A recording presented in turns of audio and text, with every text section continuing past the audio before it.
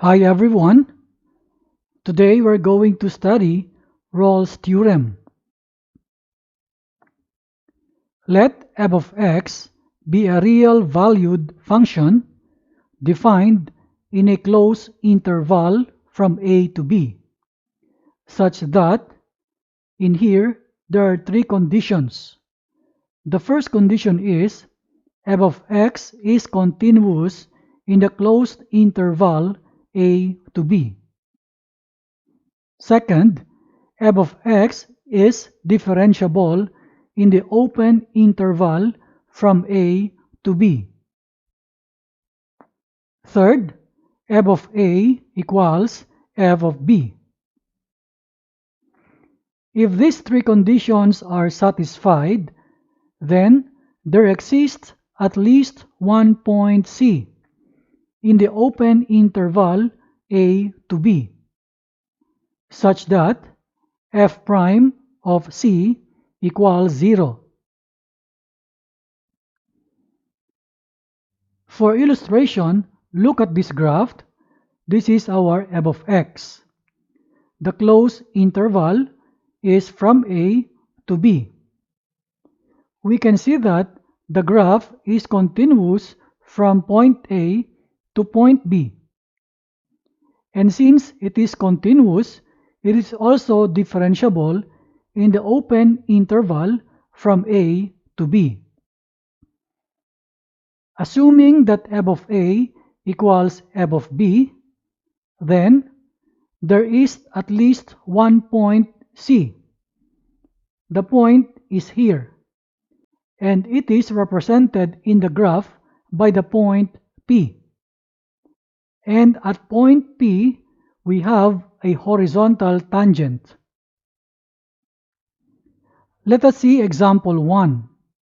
Verify Rolle's theorem for the function f of x equals x squared minus 8x plus 12 on the closed interval from 2 to 6. For our solution, we take note that the three conditions must be satisfied. The first condition is f of x is continuous in the closed interval from 2 to 6. Observing our function here, it is a quadratic function and be represented by a parabola. We know that this graph is continuous, and it is also continuous in the closed interval from 2 to 6. Second condition, f of x is differentiable in the open interval from 2 to 6. It means if we take the derivative of the function, we will get 2x minus 8. And this function here is defined in the open interval from 2 to 6. Third condition, f of 2 equals f of 6. Take note that in our interval here, the first number is a, the second number is b. So our f of 2 is equal to f of 6 must be verified first. Let's begin with f of 2. So this is equal to the x squared becomes 2 squared minus 8x becomes 8 times 2, then plus 12. The 2 squared is 4 minus 8 times 2 is 16 plus 12. If we simplify this, this is equal now to 0. Next is the f of 6. This is equal to 6 squared minus 8 times 6 plus 12. 6 squared is 36 minus 8 times 6 is 48 plus 12. To simplify, the final answer here is 0. We are able to show that f of 2 is equal to f of 6. Both are equal to 0. So the third condition is satisfied. Now, we will look for the value of c. Our step 1 is to find derivative. So f prime of x is equal to 2x minus 8. Step 2, evaluate f prime of c. It means we will substitute the value c to every x that we see on the right side. So f prime of c equals 2c minus 8. Step 3, we set f prime of c equals 0. Then solve for c. So we have now 0 equals 2c minus 8. This negative 8 we will transpose to the left. The negative 8 becomes positive 8 equals 2c. Solving for c, let us divide this equation by the coefficient of c, which is 2. So we have now 8 over 2 equals c. So the value of c equals 4. Take note that this number 4 is inside the open interval from 2 to 6. Showing the graph of our function here, the x squared minus 8x plus 12, we have a parabola. Our closed interval is from 2 to 6. And when x is equal to 4, and that is the c, the derivative of our graph is equal to 0. And then we can say that we have a horizontal tangent at that point.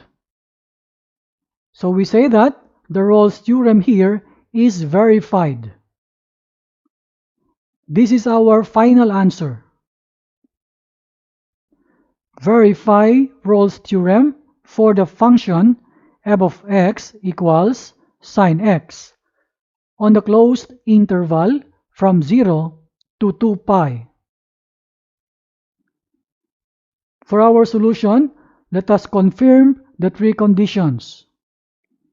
Condition 1, f of x is continuous in the closed interval from 0 to 2 pi. We know the graph of sine x. It is continuous. The more that it is continuous in the closed interval from 0 to 2 pi. Second condition, f of x is differentiable in the open interval from 0 to 2 pi, which means if we take the derivative of the function, we have now f prime of x equals cosine x. The cosine x here is defined in the open interval from 0 to 2 pi. Third condition, f of 0 is equal to f of 2 pi. And this third condition we need to verify.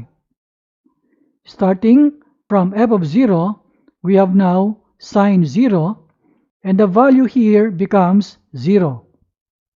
Next, for the f of 2 pi, we have now sine 2 pi. And this is equal to 0 also. We are able to show here that our f of 0 is equal to f of 2 pi.